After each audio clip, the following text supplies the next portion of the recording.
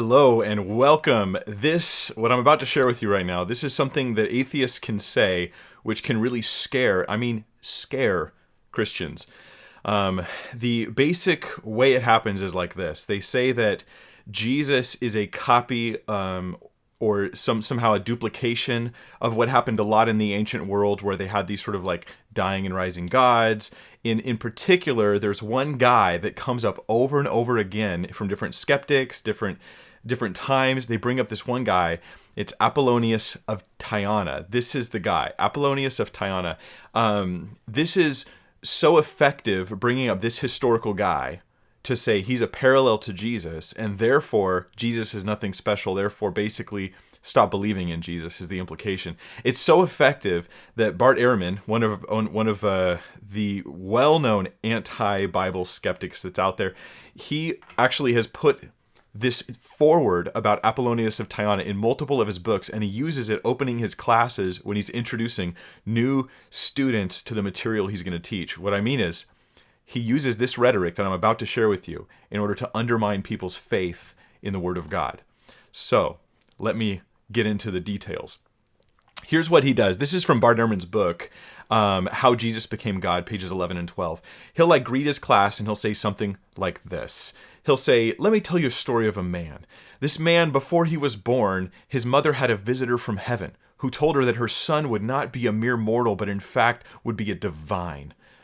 His birth was accompanied by unusual divine signs in the heaven.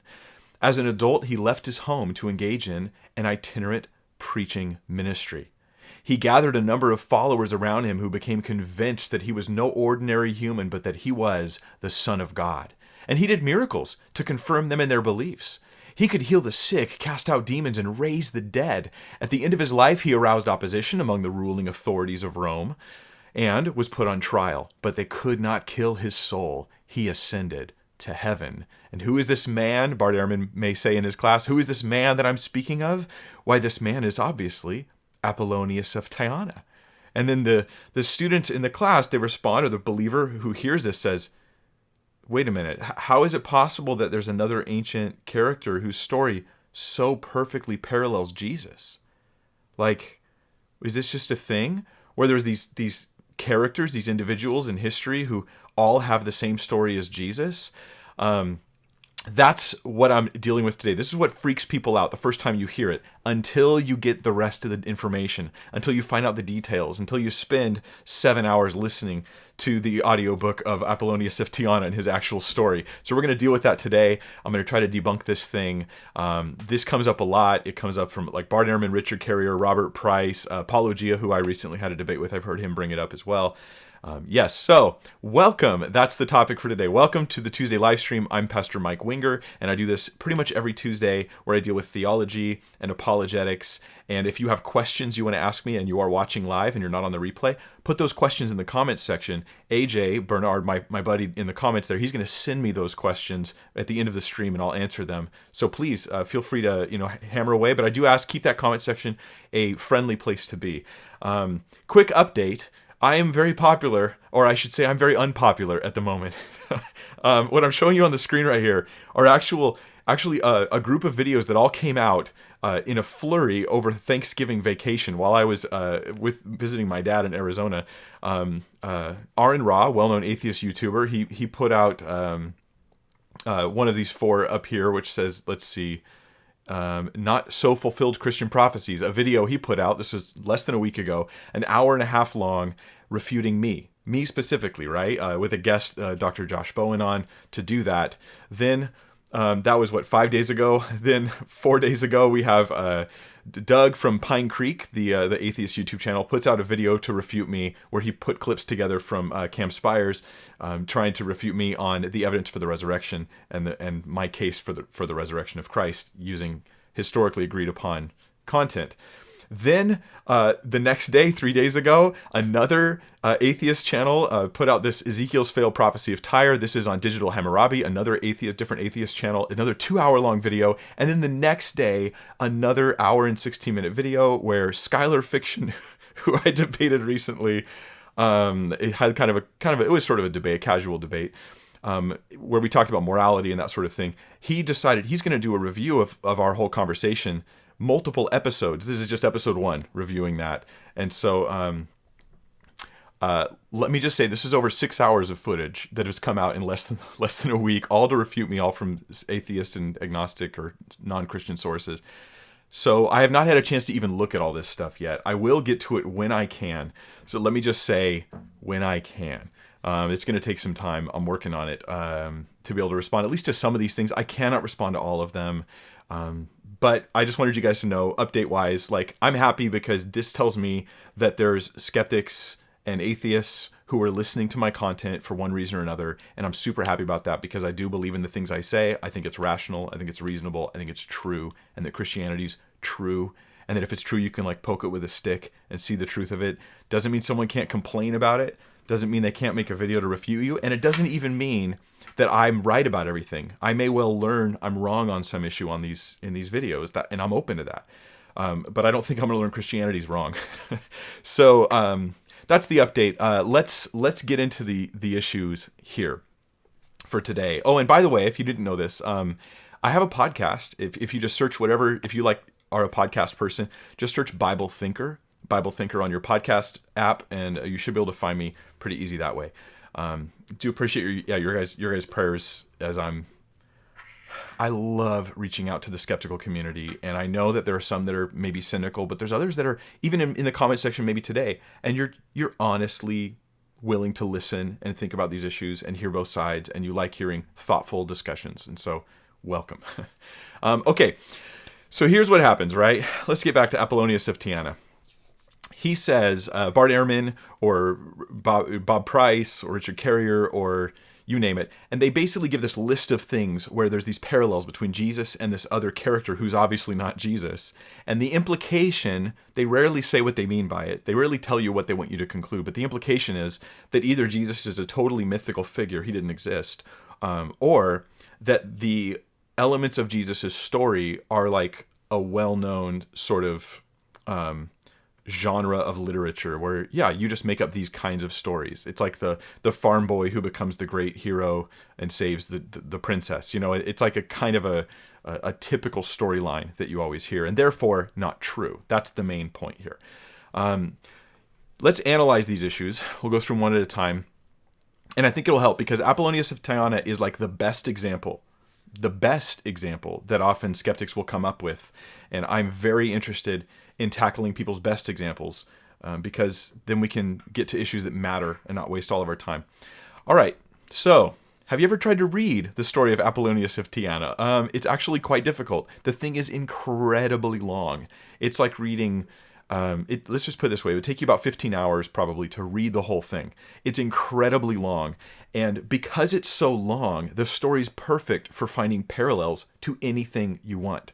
Because it's this massive, massive story with lots of pieces and lots of events, and it moves quickly to different events and different action scenes, that happen in the story, it's easy to cherry pick whatever you want. You can find parallels to Jesus, just like you could find parallels to Paul, just like you could find parallels to Pythagoras, just like you could find parallels to like George Bush. I mean, like you could find lots of parallels in this story. It's easy to cherry pick them. But the vast majority of the book, the majority of it is so unlike Jesus that it's hard to see these parallels as being significant. Most of this book of Apollonius of Tyana, it's where he travels beyond the borders of that Greek area where they're from, that Roman area, and he travels beyond those borders, and he just basically says, hey, like, here's what it's like in India. Here's what the Brahmins said when Apollonius met them. And here's what, his conversation with this great important king. It's like he just travels around meeting important people. It even has some weird stories in it. Apollonius of Tyana, book 3, chapter 55, says the following. It talks about fish cows. Are you ready for this? Fish cows. It says, and they say that they came across the people called the fish eaters, whose city is Stobera, and they clothe themselves in the skins of very large fishes, and the cattle there look like fish and eat extraordinary things, for the shepherds feed them upon fish. That was from the Life of Apollonius, book 3, chapter 55. This is all in public domain. You can just Google this. In 30 seconds, you will have it. You'll be looking at it on the screen for yourself. So what am I saying? Part of the thing that's going on with this book, Apollonius of Tyana, is that it's just describing far off things in India that was really sort of foreign and mysterious to the people in Rome, and it's describing it as this like crazy fish cows and hobgoblins and there's a dragon on every hill in India, according to them, like fire breathing dragons on every hill. And so yeah, in other words, it's not really biography. Like the Gospels are considered biography. The book Apollonius, the life of Apollonius is it's not agreed that it's biography. It very well may be considered a novel, where it's a story meant to inspire belief in Apollonius, not based upon historical truth. Even the author himself quotes things like, they say this, they say that.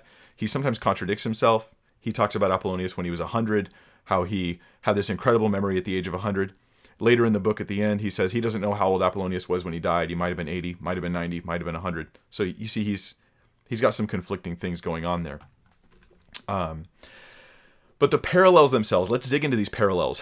They're stretched. Consider again, you've got hours and hours of content. It's tens of thousands of words.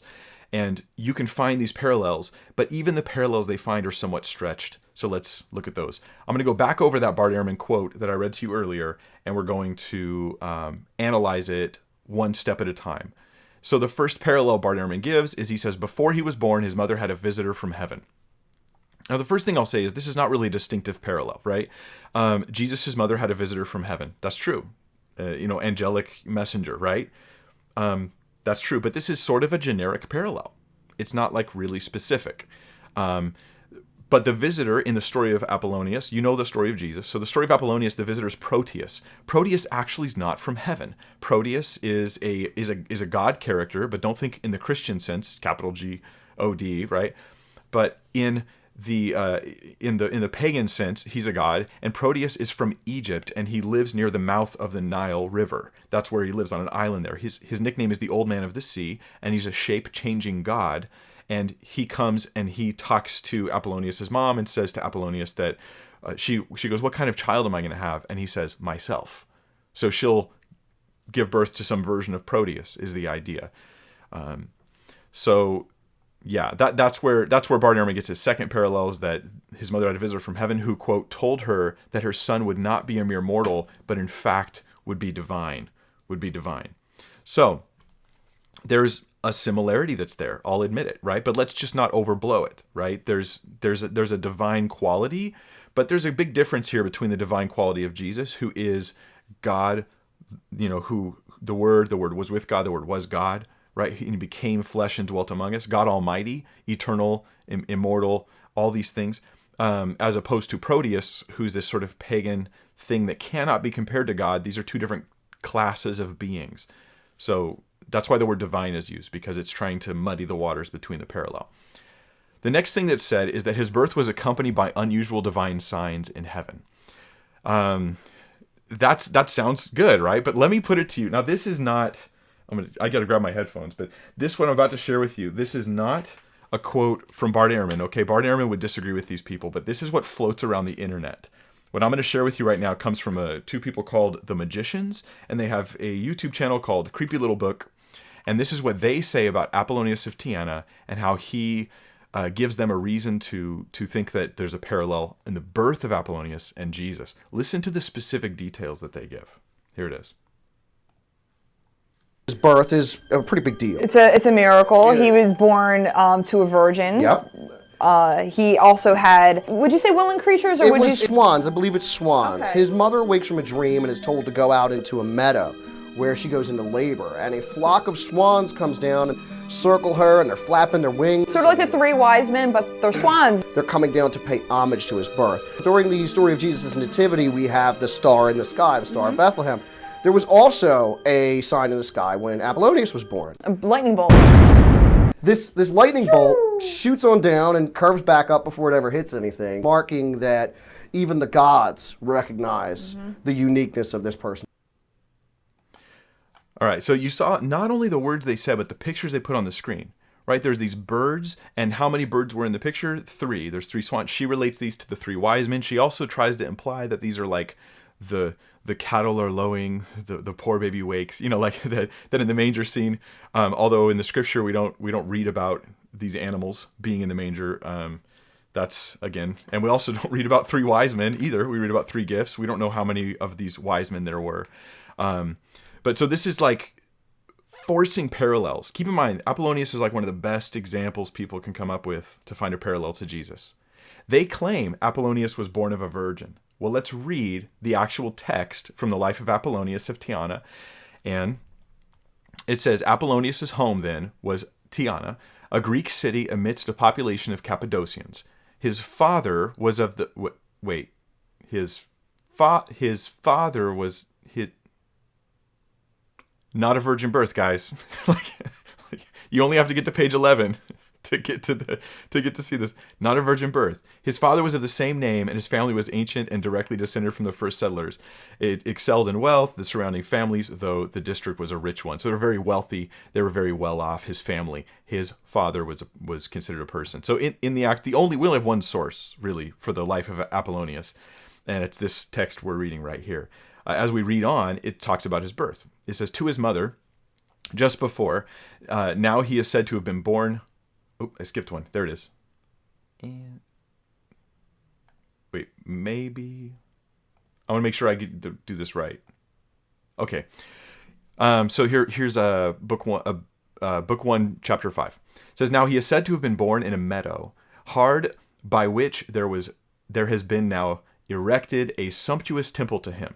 And let us not pass by the manner of his birth. For just as the hour of his birth was approaching, his mother was warned in a dream to walk out into the meadow and pluck the flowers. Obviously, the phrase warned in a dream isn't... It almost sounds like we interpret it that when you phrase it that way. Joseph was warned in a dream to flee to Egypt, right? But obviously she's not warned like danger. She's just told to go literally pluck flowers in a meadow. So she's told to go pluck flowers in a meadow. And... in due course, she came there, and her maids attended to the flowers, scattering themselves over the meadow while she fell asleep, lying on the grass. Thereupon the swans, now here's the swans they spoke of in their video. The swans who fed in the meadow set up a dance around her as she slept, and lifting their wings, as they are wont to do, cried out aloud all at once. So they're flapping, and they make a loud noise, and it startles the woman, we'll see.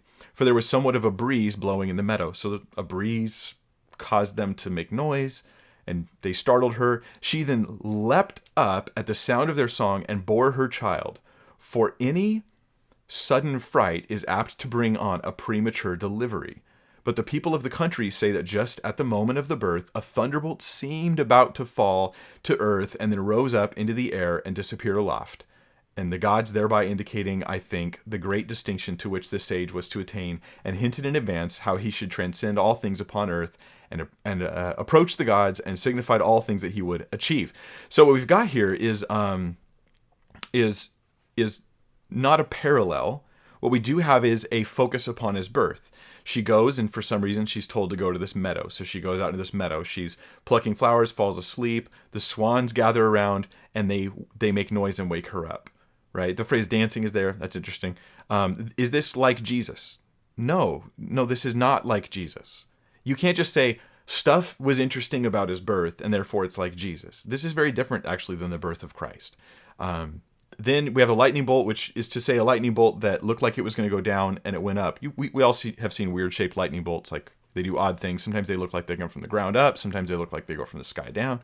Sometimes it's cloud to cloud. And that's supposed to be... And all I'm saying here is, look, let's just be honest. This is just too vague. You cannot call this a parallel. Certainly can't call it a virgin birth. And this is where Bart Ehrman would agree with me. Bart Ehrman is actually on record saying, remember, he's anti-Bible, okay?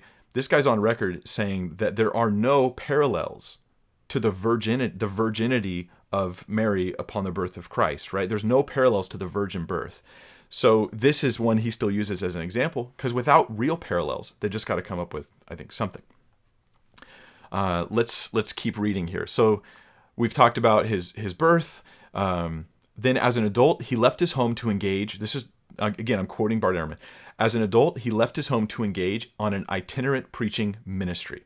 So the idea is it's just like Jesus, right? Like, because you're picturing Jesus. In fact, Bart Ehrman doesn't word this to sound like accurately representing Apollonius. He words it so it sounds like Jesus and then tells you it's Apollonius because what he often does is he's deceptive in the way he communicates things.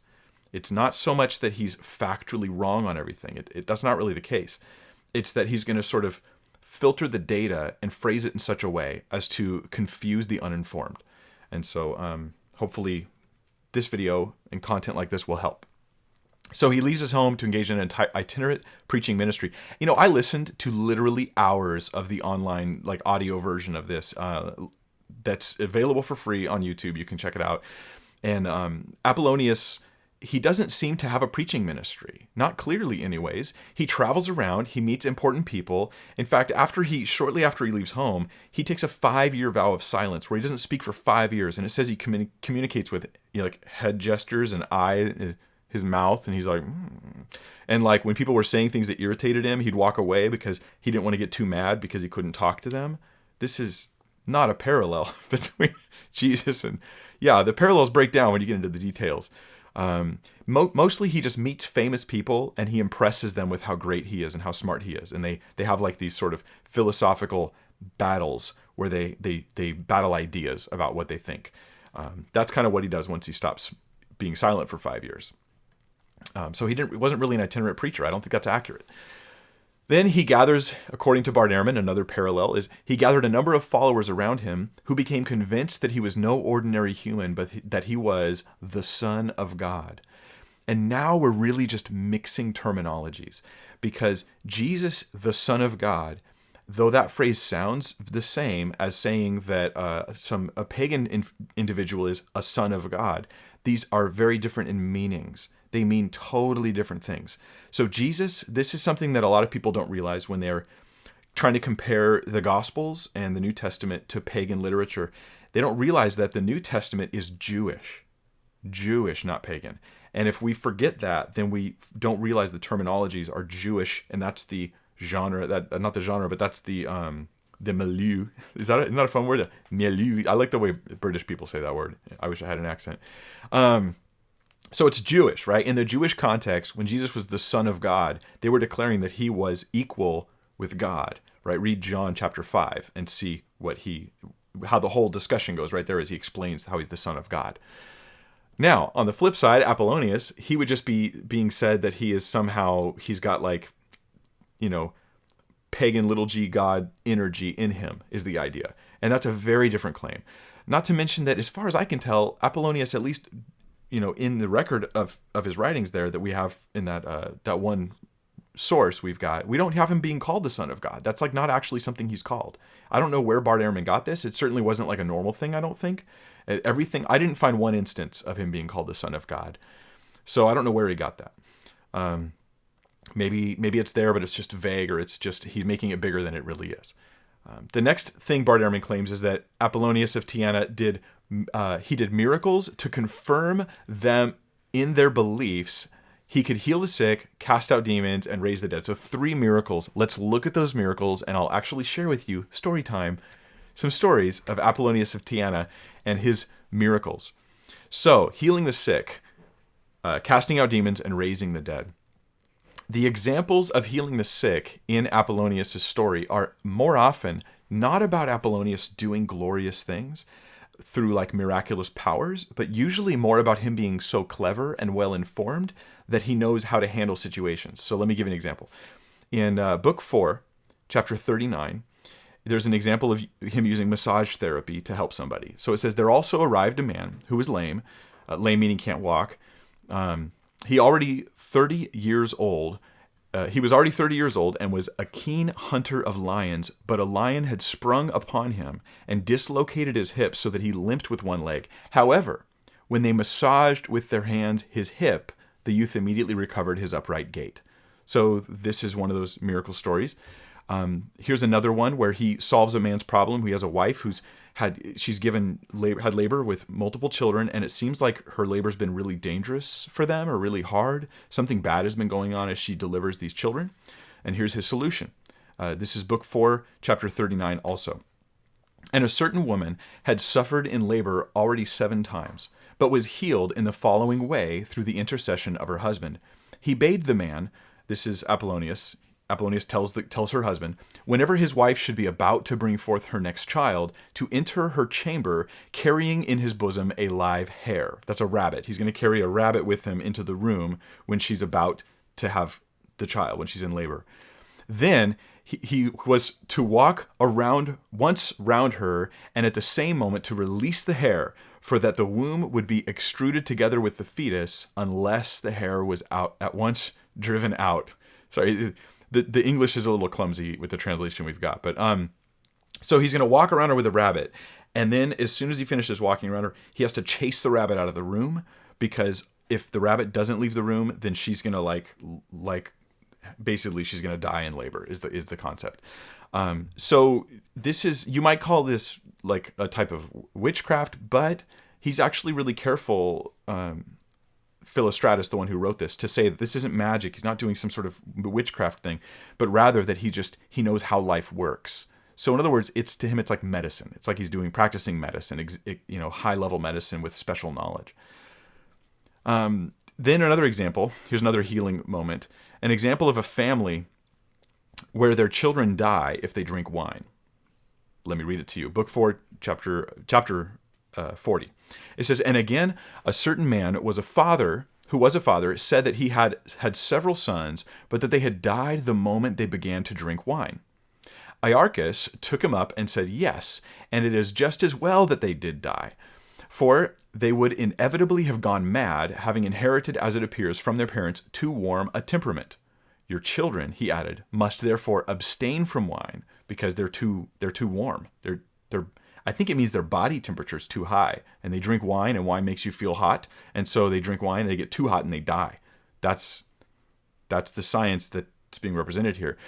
So they must therefore abstain from wine, but in order that they may never lead even to desire wine, may be never led even to desire wine, to make sure they don't even like wine. Supposing you should have another boy, and I perceive you had one only 6 days ago, you must carefully watch the hen owl. There's a particular owl. You got to watch the hen owl and find where it builds its nest. Then you must snatch its eggs and give them to the child to chew after boiling them properly. For if it's fed upon these, if the child has eaten the eggs, before it tastes wine, a distaste for wine will be bred in it, and it will keep sober by your excluding from its temperament any but natural warmth. So the wine won't make them warm. At least that's what it seems to be to me. What am I saying? I'm saying that as I'm reading, I was looking for multiple miracles in the actual story itself so I could find them for myself. And the miracles I see, the healings, are generally speaking things like this, where it's like, no, he more is like, I just know how life works, and so I can, get the hen owl eggs, and it'll change your child's palate so he won't like wine, and things like this. It's his wisdom, in other words, not his power, that are producing miracles. It's insight, not power, not spiritual power. Whereas Jesus, he just heals people. He just stretch out your hand. Lazarus come forth from the tomb. So this is not a parallel. Now. Would it bother me if there was a parallel of healings? Not really. That's pretty generic parallel. But it's not really quite a parallel, is it? It's meant to build up how wise Apollonius is. It's not meant to build him up as a spiritual being, come to earth. Let's look at the demons. Casting out demons is another claim, Ehrman, of the 3 miracle things that he says Apollonius did that parallels to Jesus. So here's 2 examples I'll give you. The first one is from book 4, chapter 38. It's about a woman who has a possessed son, and she tells Apollonius, hey, my son is possessed, and he's possessed. It's actually, the book calls it a demon, but it's not in the Christian view what we mean when we say demon. It's actually the spirit of a dead man whose wife had betrayed him. After he died, she remarried quickly. And so the man hates women, and so the man, this is what the book says, right? He takes possession of this little boy, and controls him and threatens to kill him, and is cruel to the mother because he hates women. So he, treats the boy poorly. The woman, she comes to Apollonius. Apollonius is like, did you bring the boy? And she goes, no, I tried to bring the boy, but the demon, the man, said he would throw my boy off a cliff if I tried to bring him, so I left him home. So then this is how Apollonius casts out demons. Is this parallel to Jesus? Listen up. It says in book 4, chapter 38, take courage, said the sage, for he will not slay him when he has read this. And so saying, he drew a letter out of his bosom and gave it to the woman. And the letter, it appears, was addressed to the ghost and contained threats of an alarming kind. So Apollonius, he just had a letter already in his pocket that was literally written to the ghost, to the demon, the apparition that was possessing this child, saying like, you mess with this kid and I'm going to do this to you and this is bad thing's going to happen to you. So it was just threatening him. In other words, he didn't actually cast him out. That's not casting out a demon, right? That's just like, he's still there. He's just, I'm not going to harm the boy. We're just assuming, we're not saying the story really happened. I'm just trying to ask if it's a parallel to Jesus, and the answer is going to be no. The second example is from book 4, chapter 10, and it's in how he dealt with a blind man who Apollonius says is a demon. Actually, the context is bigger than that, and I'm going to read a big section right now. But what you're going to get is a story how he goes to Ephesus, the city of Ephesus, and they're having a problem in the city. He pins the problem on this man, says that the problem is being caused by this demon, this man demon, and then they kill the man. And then they uncover his body later and find out he's a monster of some kind. So let me read the passage to you. Book 4, chapter 10. You can read along if you happen to have Googled it already and you got it open in a tab. It says, with such harangues as these, he knit together the people of Smyrna. But when the plague began to rage in Ephesus and no remedy sufficed to check it, they sent a deputation to Apollonius, asking him to become physician of their infirmity. That's a phrase meaning, come help us with this plague. And he thought that he ought not to postpone his journey, but said, let us go. And forthwith he was in Ephesus, performing the same feat, I believe, as Pythagoras, who was at Tyre, and he goes on talking about how Apollonius is doing the same types of stuff Pythagoras did, because the real person that he wants to tie Apollonius to is not Jesus, it's Pythagoras. So he parallels Apollonius and Pythagoras. In fact, the parallels of his birth, the parallels of other things in his life, they're meant to connect to the story of Pythagoras more than anybody else. But I'll read on. He says, he therefore called together the Ephesians and said, take courage, for I will today put a stop to the course of this disease. And with these words, he led the population in Tyre to the theater, where the image of the averting god had been set up. And there he saw what seemed to be an old mendicant artfully blinking his eyes as if blind. Basically a homeless guy who was acting like he was blind. And as he carried a wallet and a crust of bread in it, and he was clad in rags and was very squalid of countenance. Apollonius therefore ranged the Ephesians around him and said, this is what he tells them, pick up as many stones as you can and hurl them at this enemy of the gods. So he commands them to kill the old man. This is another one of his demon moments.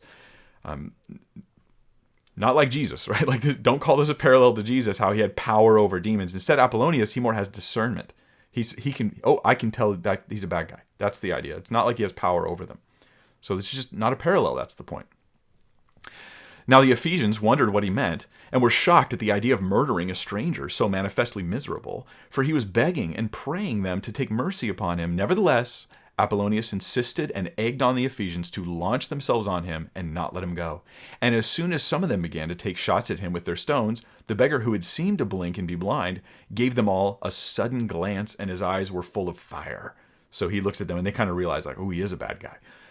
Then the Ephesians recognized that he was a demon, and they stoned him so thoroughly that their stones were heaped up into a great cairn around him, like a funeral mound, like they buried him in stones. So he's thoroughly buried, big mountain of stones or big hill of stones there. After a little pause, Apollonius bade them remove the stones and acquaint themselves with the wild animal they had slain. Acquaint themselves with the wild animal they had slain. When, therefore, they had exposed the object which they thought they had thrown their missiles at, they found that he had disappeared, and instead of him, there was a hound who had resembled in form and look a Molossian dog, whatever that is, but was in size the equal of the largest lion. There he lay before their eyes, pounded to a pulp by their stones and vomiting foam as mad dogs do. Accordingly, the statue of the averting god Heracles has been set up over the spot where the ghost was slain. So, cast out demons, like, well, no, it's not really a parallel, is it? No, he's like, that old blind beggar, he's actually this evil spirit thing, and he's causing this plague. So they kill him, and then they pull the stones off, they find a big monster, and that confirms that he's right. And so it's a story of the wisdom and insight of Apollonius, this is not like Jesus. Okay, it's not a parallel. That's the point. The third example Ehrman gives that parallels Apollonius to Jesus is that Apollonius would raise the dead. That Apollonius would raise the dead. Let's look at that story, because I only know of one story, so I'll just read it to you. The backstory of it is this: he finds a woman who dies, and he's basically gonna bring her back. That's the story. But let me read it to you in book 4, chapter 45. You can tell that they clustered together the miraculous stuff all in one clump. It's all in book 4 there, and so that you can kind of like get the idea that this is there's thematic elements to it, right? It's about wisdom, not power.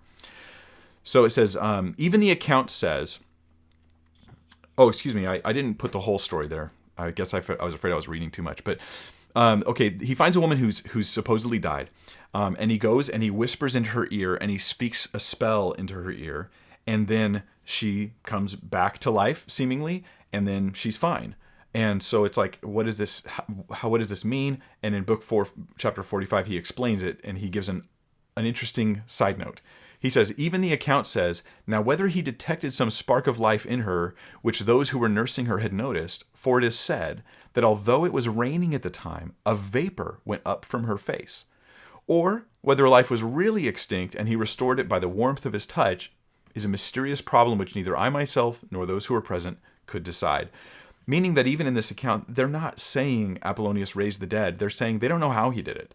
There is an account where some people that were there supposedly said that she was in the rain, where they were carrying her out, and she's being rained on. And you could see steam coming from her face, implying that she was still alive, and possibly vapor as she's exhaling. Maybe she's still breathing. And he noticed it and leans in and goes, "Oh yeah, she's alive." So even the account itself doesn't actually quite say that he raised the dead. Just observing the parallels or lack thereof. Then, as we continue down Ehrman's list, it says, at the end of his life, he aroused opposition among the ruling authorities of Rome and was put on trial, but they could not kill his soul.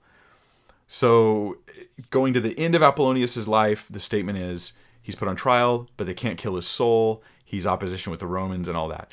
Was he really put on trial? Yes, according to the story, a big chunk of the end of the book is about this trial that he went through. He's on trial because he said a lot of bad things about Domitian, and so he's brought on trial, and he's acquitted. That's it. He's acquitted. This is not a parallel to Jesus. Like, a guy being on trial is not a parallel to Jesus being crucified.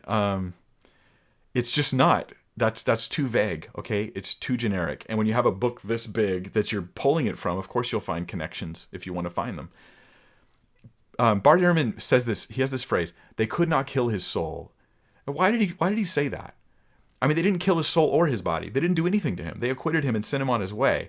But Ehrman wants to imply to his readers and his students that Apollonius went through something more like the death and resurrection of Christ. But that's simply not the case. Then at the very end, he says, his final statement is that he ascended to heaven. He ascended to heaven. Now, I was really interested to read about this. Now, what's the consequence if he ascended to heaven? I'm like, okay, interesting. Does that mean Jesus didn't? No, of course not. That's not rational.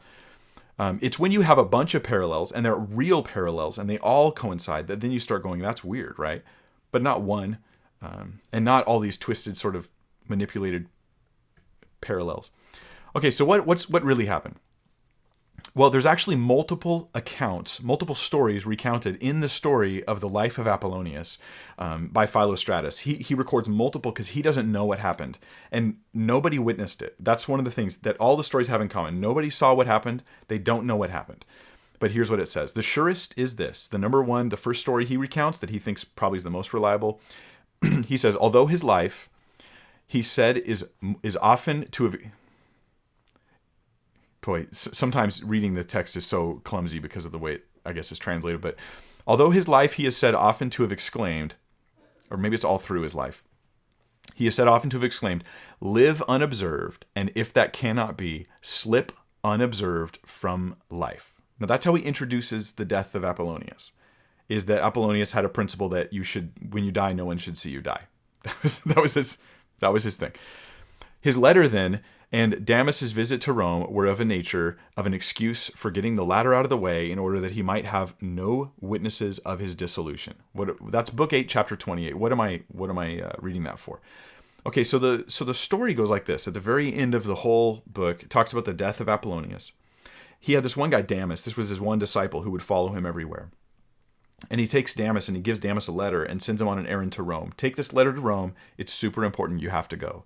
And then by the time Damas gets back, Apollonius is dead. He's gone. And so the story is that Apollonius sent Damas on that errand just so that he wouldn't see him die. That's the story. Then as we read on in book 8, chapter 29, it says, "The memoirs then of Apollonius of Tyana, which Damas the Assyrian composed, end with the above story, for with regard to the manner in which he died, if he actually died, there are many stories, though Damas has repeated none."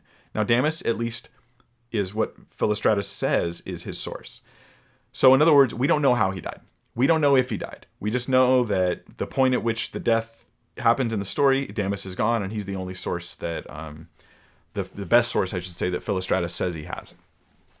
We don't have anything from Damas, actually. We just have what Philostratus said many, many years later. And I'll answer more questions about Philostratus in a minute.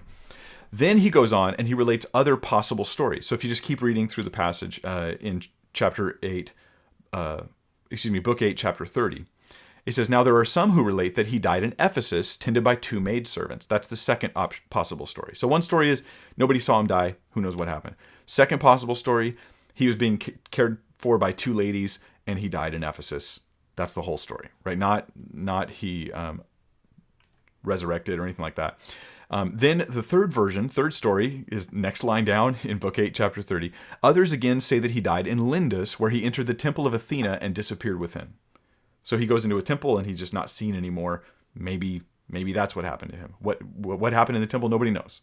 Now, Ehrman says he ascended to heaven, but we have what now? 1, 2, 3 stories that he gives where that didn't happen. Then we have the final story. As you keep reading, it says, "Others say again that he died in Crete in a much more remarkable manner than the people of Lindus relate." So in other words, this is different than Lindus. Don't act like Lindus is like this one. This is a different story. "For they say that he continued to live in Crete, where he became a great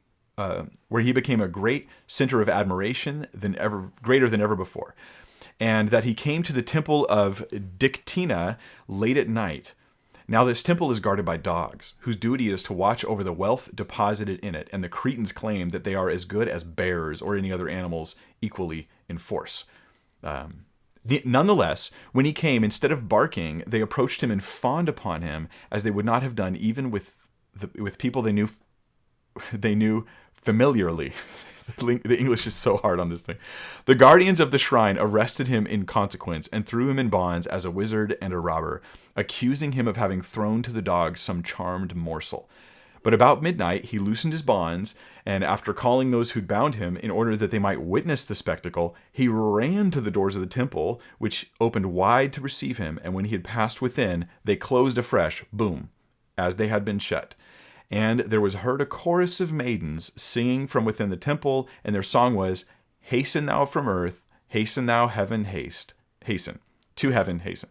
In other words, do thou go upwards from earth." So this is actually not a death and resurrection. This is like one of 4 stories, and it was the last one, and probably the one he gave the least credence to. He recounts where he goes into this temple, and there's a voice that says he's maybe just carried up into heaven. So he doesn't die. He doesn't die for your sins. He doesn't raise to prove salvation to the world. It's too weak to be a good parallel, I think. It sounds like the death and resurrection of Jesus if you don't pay attention to it, and if you don't know much about the meaning of the death and resurrection of Christ. Then finally we get this. There's a story about Apollonius. This is the last one I'll read for you guys for today, and then we'll talk about some other tidbits you're going to want to know. I kind of saved the most important stuff for the last. And by the way, if you're not subscribed and you want to learn to think biblically about everything, that's what this channel is all about. Careful, thoughtful, biblical Christianity. So just, subscribe and stuff. Okay, so the last thing is that many people make a big deal about how Apollonius of Tyana was seen alive by his disciples after his death. You'll hear this a lot. he was seen alive by his disciples after his death. And again, this is probably the best example they can find. And the parallels fall apart when you analyze them. But there's only one account where one disciple, right, one person supposedly saw Apollonius of Tyana after he died. And this is that story. It says, even after his death, he continued to preach that the soul is immortal, but although he taught this account of it to be correct, he discouraged men from meddling in such high subjects. So that was the intro. This is Book 8, Chapter 31. He's going to get into now this one time Apollonius appeared after his death to prove that the soul is immortal. Not about resurrection, to prove that everyone's soul is immortal. This is a very different thing. So there came from Tyana a youth who did not shrink from acrimonious discussions. So we're going to learn about this kid who doesn't believe the soul is immortal. And Apollonius is going to correct him by appearing to him after his death, and would not accept truth in argument. Now Apollonius had already passed away from among men, but people still wondered at his passing, and no one ventured to dispute that he was immortal. This being so, the discussions were mainly about the soul, for a band of youth were there passionately addicted to wisdom.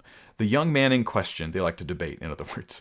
The young man in question, however, would on no account allow the tenet of immortality of the soul, and said, I myself, gentlemen, have done nothing now over 9 months but to pray to Apollonius that he would reveal to me the truth about the soul, whether it's immortal or not.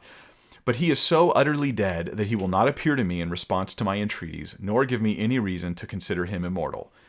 This is not about whether or not he raised from the dead, right? This is the soul mortal or not mortal?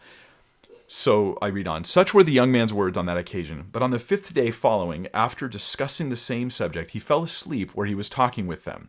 And of the young men, so he's sleeping now, who were studying with him, some were reading books and others were industriously drawing geometrical figures on the ground, when on a sudden, like one possessed, he leapt up, still half asleep, streaming with perspiration, and cried out, I believe thee. So the kid who's complaining, I don't believe in Apple, he wakes up and he says, I believe you. And when those who were present asked him what was the matter, do you not see, he said, Apollonius the sage, how that he is present with us and is listening to our discussion and is reciting wondrous verses about the soul. So he sees Apollonius as he's awake now, he sees him, and the other guys, they don't. Right? So they answer, but where is he? The others asked, for we cannot see him anywhere, although we would rather do so than possess all the blessings of mankind. And the youth replied, it would seem that he has come to converse with myself alone concerning the tenets which I would not believe. Listen therefore to the inspired argument which he is delivering. And he goes in and gives this poem where he's like, the soul's immortal, it doesn't have blah, blah, blah, blah, blah. Anyway, I'll skip through it because it's just basically saying the soul is immortal. That's kind of the point.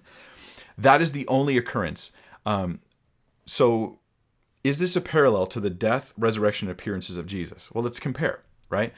In Jesus' case, we have the disciples who actually followed Christ, and even ones who didn't follow him, like his brothers and Paul, who all claimed that they saw Jesus alive from the dead physically. Like, he died, actually really died. It was witnessed. He was buried in a tomb. He came out of the tomb in his physical body. He was seen alive. They ate and drank with him, and he was seen with multiple witnesses.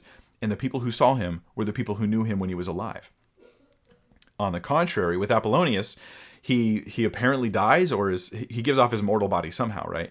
But his soul lives on forever, and he appears to one man. Nobody else sees him. The one man does not appear to be one of his disciples. This whole event happens long after Apollonius has died, and it's only to confirm that souls are immortal, not to confirm anything about Apollonius having risen from the dead. It's not a parallel. That's the point. It's not a parallel. It's the closest they can get, but it's not a parallel.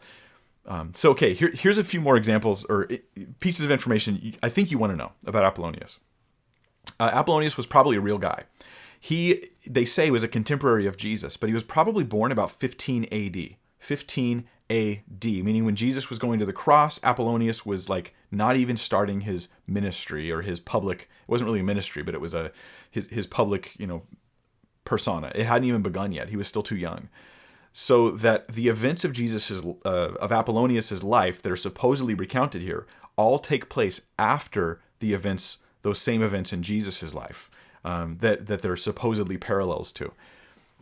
The earliest source for Apollonius, which is Philostratus, he wrote in the 3rd century. He wrote 125 years after the death of Apollonius, even if he lived a long, long time. So he writes in like 225 AD.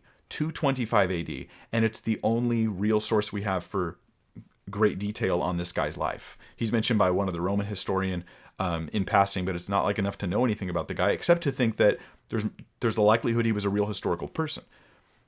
But Philostratus, writing 125 years after his death, he's even unsure about some of the stuff he writes. And some of the stuff he writes can't possibly be true. He talks about Apollonius visiting a big statue that didn't exist at the time, that had been destroyed over 100 years before Apollonius was born. So things like that, the dragons in India, and a hobgoblin, but he calls it names and it runs away. And, there's just things that it's not because we don't believe in miracles, right? I believe in... we're not discounting it because it's not miracles. We're discounting it because it's not accurate about just reality. So Philostratus, he wrote this giant novel about Apollonius at the behest of Empress Julia Domna, who wanted to restore worship to Apollonius in the Roman kingdom. She wanted to draw attention to Apollonius in Rome. And so that was the main goal. That he literally wrote it for that purpose, for that agenda. So this is a problem. You see, any parallel that does exist is probably because Jesus came first and Apollonius came second, both in actual history and in recorded history. All of the epistles, all of the Gospels, all of our New Testament was written within the 1st century AD. So it was written within the lifetime of people who had been living to see Jesus. Yet Philostratus, he's writing way beyond the lifetime of anyone who ever could have lived to know Apollonius. So that's a problem. That's a problem. If there's any borrowing, really what it probably was, Philostratus was doing his stuff to focus on reaching Romans, to draw parallels to Pythagoras, and he probably put in a few little swipes there. Christians say this about Jesus. I'll put in something similar about Apollonius. Just little swipes against Christianity. That may be the case, but it's not even predominantly meant to replace Christ because it's just not really parallel to him at all. There's differences too. You've only heard similarities. You haven't heard the differences. Let me give you some differences. Some of the differences, which outweigh the similarities, is the story of Apollonius is not from eyewitnesses. Philostratus was hired for this. He was paid for it. He himself isn't sure of it, yet the text of Scripture indicates that it's coming from sources giving like basically biographical data about Jesus, trying to give careful accounts, things like that. It's not a biography. It's more likely novel, yet the Gospels are biographies. It was not early. The New Testament's early. It's actually late. 215, 225 is when it was written. It's not first. It comes after the New Testament. The New Testament comes first. Also, Apollonius, he was against sacrifices. Jesus, he was the sacrifice for our sins. Apollonius was opposed to sacrifices. Christ was the sacrifice. Apollonius offered no salvation. Jesus said he was salvation. Apollonius helped people with skill and wisdom. Jesus helped them with miraculous power. Apollonius was supposedly, not only was he called, this old man of the sea deity character, but he says that he's the reincarnation of Euphorbus, who is this guy that fought in the Battle of Troy. So he's a human reincarnation who's also got this God mixed in there somehow. Jesus was not a reincarnation of anybody. He is God Almighty incarnate. Apollonius was a vegetarian. That was actually really important to him. Jesus ate meat. Apollonius didn't die and rise. Jesus did die and rise, and it's central to the story of Christ. My point, if you've made it this far, is that if this is your best example, then your examples are bad, and you should stop saying these things. How much of what's said about Apollonius is just, it's not accurate. It's a please don't check me on this. Like, please don't read this giant novel and find out that I'm sort of distorting the story so that I can make it look like Jesus is made up. It's very psychologically powerful to people when they hear it the first time, but it is not rational. It's not rational. These aren't real parallels. It's just not there. So beware this. If you could have a take-home lesson, and I'll go. If you guys have a question, send it in. But I'll beware of this. This is the message to beware. Watch out for when people talk over your head about things you've never heard of. Apollonius of Tyana, never heard of them, and then they try to use this to undermine your Christian faith. yet you don't know anything about it. You're basically taking this person's word on it. You know nothing about it. They're sort of scholarly jumping right over your head. Unless they can break it down in a way that you can understand, I don't think you should accept this, because I don't think that it's rational to abandon your faith because a smart person tells you they have good reasons for you to abandon your faith. I think that you have to understand those reasons. I think you have to think it through, and it should be rational and reasonable. So that's my spiel for today. I know it was kind of long. I wanted to get into this. This has been important to me because while maybe some of you don't know this Apollonius of Tyana thing, this stuff comes up constantly as I watch debates on the resurrection. I hear it coming from constantly different debaters in different sides, and they throw it out there casually. Yet it's a complex issue that's hard to unpack. I'm hoping that this video is a fruitful thing and is useful to, to debunk the dumbness. All right, so AJ says we don't really have any questions for today, which is fine by me.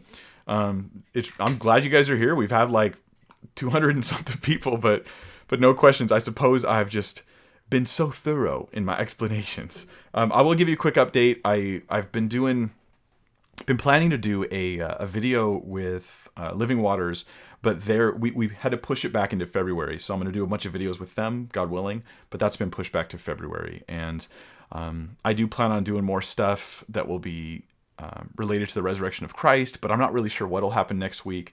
After Thanksgiving, it's just been so busy. I still teach in my church, and that's not what goes online with the youth ministry. And we had a wedding on Saturday that I did, so I've just been kind of running as fast as I can. And then I need to go take my wife out on a date right now.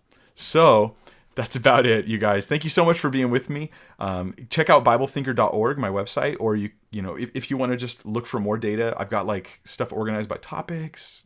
It's tons of stuff, hours and hours of research and prep put in to give you content that'll hopefully meet you right when you need it, right where you need it. That's my goal for the glory of God and to help people and give an impact into their lives.